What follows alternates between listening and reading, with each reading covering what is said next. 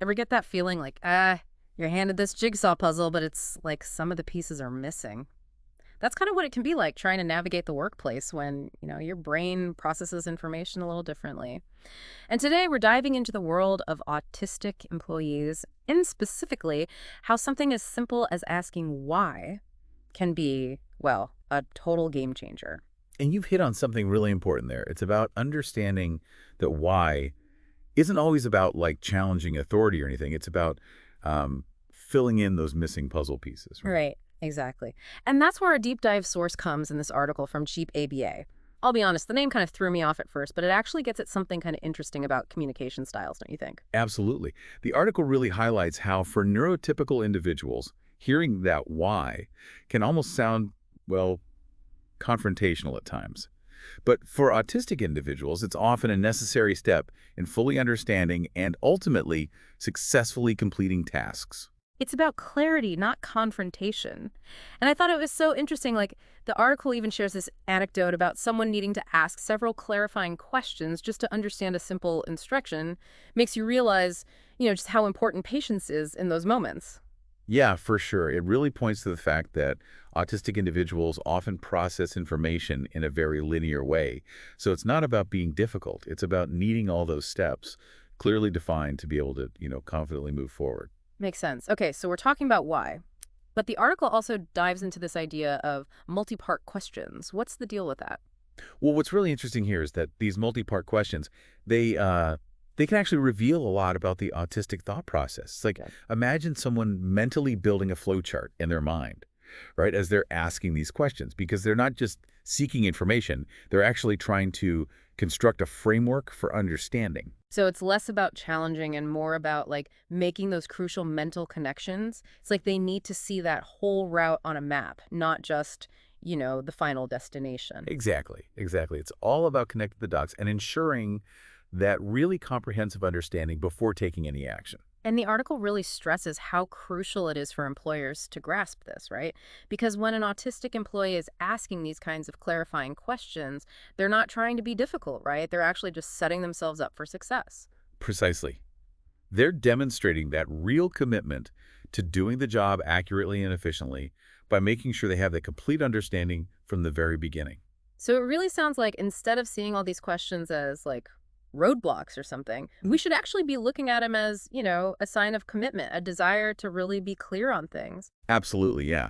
And the article actually takes it even further, suggesting that by really encouraging these clarifying questions, it can actually lead to a more productive and more efficient work environment. Yeah. And not just for, the autistic employees, but for everybody. Which makes total sense. I mean, catching those misunderstandings early can prevent like a ton of headaches later down the line for sure. Exactly. And the article doesn't stop there. It also goes into some specific accommodations that employers can put in place to support, this communication style. Okay, so let's get into solutions then. What are some things that employers can do to kind of bridge this communication gap a little? Well, one of the big ones is providing like visual aids to go along with verbal instructions. Hmm. So think, flow charts, diagrams, even something as simple as a checklist can make a big difference. Right, it's about giving those visual learners something, concrete that they can really grasp. Exactly. It plays right into that whole linear processing style we were talking about before.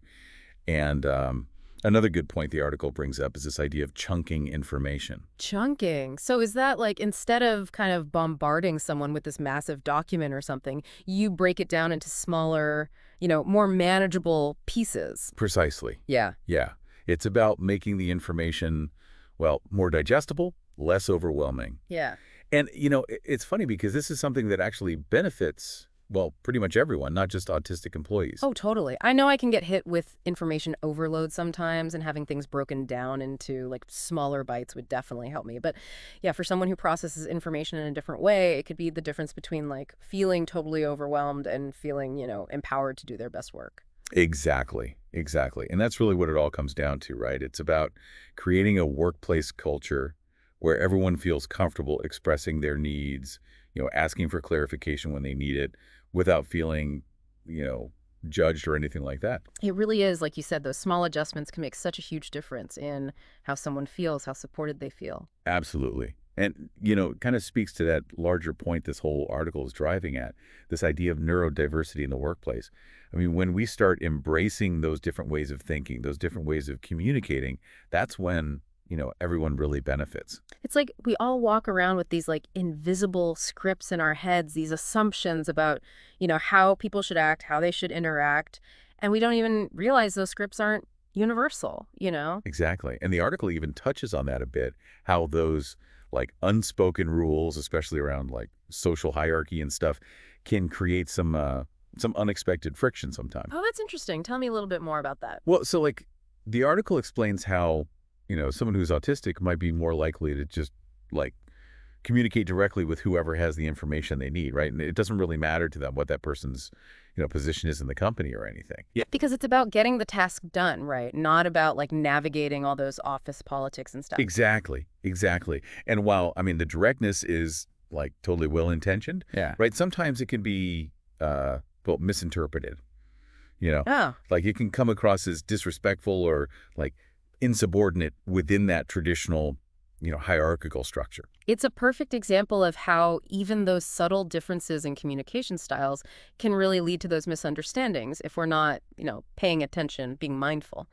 So, as we start to wrap up this deep dive, what would you say is like the one big thing you really hope our listener walks away with today? I think it really boils down to this. Instead of immediately jumping to judgment when we see someone, communicating in a way that's different than what we're used to, what if we approached it with a little more like curiosity? Like ask ourselves, okay, what might be the intention behind this question? What can I learn from this interaction? That is such a great point because, I mean, so often really understanding those different perspectives, that's where those like amazing breakthroughs happen, right? Both personally and professionally.